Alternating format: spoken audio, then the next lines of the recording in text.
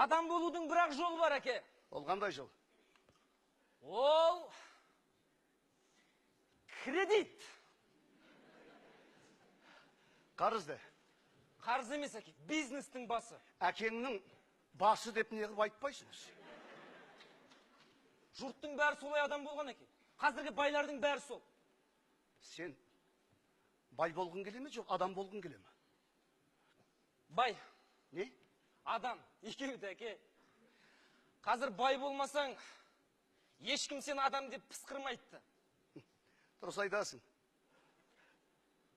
Ақыл да қазір байлықтың алдында тізесін бүккен балам. Ақшаның алдында ақыл баяғы да тізесін бүккен әке. Айналайын, сен үйтіп бизнесмен болмай-ақ қойшы. Онда жерді сатайықшы әке. Қандай жер? Ауылдағы жер. Ақыр бос тұр. Сен маған туған жеріңді сат деп тұрсың ба? Туған жер болғанда жай жерді айтам. Шай жерді сатқанша мені сат. Жерді сатып, топырақ жеп бат тышқандардың санын көбейтейін деп жүрсің. Әке, жер сатқандардың жерге қарап қалғанын көрген жоқпын. Қашанғы әртістің баласы? Жоқ, қашанғы маған айтшы әке. Әркімнің қолына қарап жәутеңдеп жүре береді. Сату керек, байлыққа бату керек. Сатам дедің ба, сатам. Мағжан. Қойшы әке, сатам. Мағжан, тоқта. Мағжан. Сатам, тұршы бол. Мағжан. Ал. Сақынаға шығатын уақыт келді ме? Шайыңыз бар ма? Жоқ, сатылған, сату деген сөздердің саудагерлер үшін қандай екенін білмеймін, апай. Бірақ мен өз басым үрейленіп қараймын. Себебі мен осы сөзді 1000 рет құрбаны болып, 1000 рет жоғалып барып табылған қазақпын. Яу, өзімді өзім сатқанмын, өзімді өзім атқанмын. Өзімді өзім жаралап, өзегім талай өртеніп, жарамды жалап жатқанмын.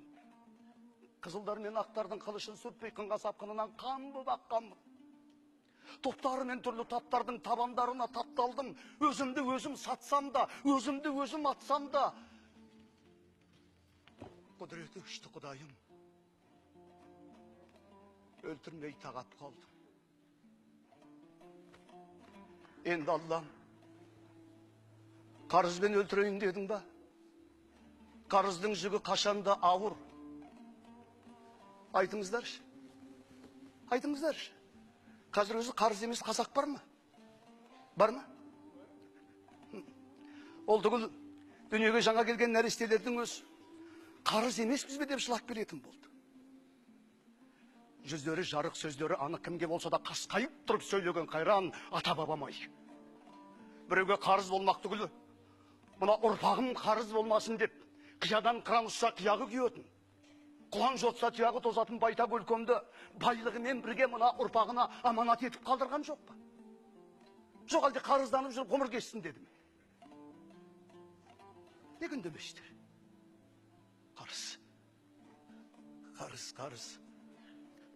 Қарыз бар адам асқақ сөйлемек түгіл астарлап жағдайын айту үшін де мұрнының астынан бірдеңені міңгірлейді. Орта ғасырлық гректер атқа отырып қылышта салмайтын және қарызы бар ер адамның басын шабу керек деп заң шығарған екен. Атқа отырып қылышта салмайтыны белгілі, ал енді қарызы бар адамның не нәрсі бар деген кезде қарызы бар адам бірінші жағдай айтады, екінші сылтау айтады, үшінші өтірік айтады деген екен. Ал өтірік айтқан адам отанын сатады деген. Осыны естісем жүрегім зу өте түседі. Құдайға шүкір, бізде ондай заң жоқ. Ендеше мына залда отырар ма едіңіздер? Бірақ бәрібір.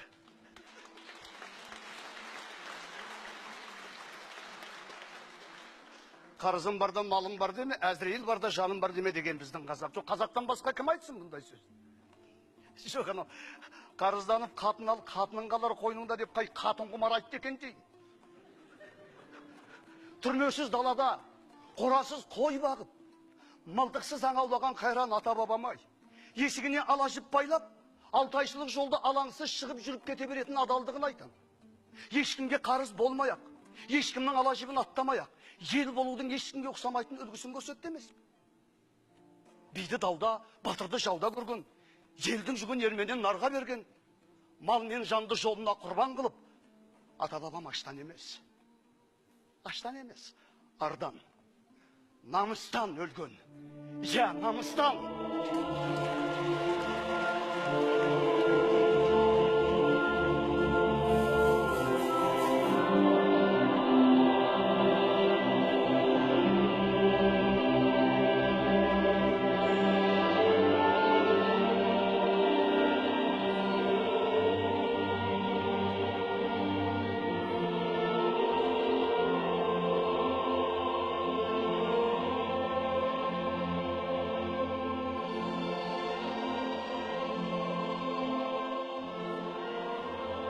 Жоқ, мен қара жер еместін, сатылып кететін.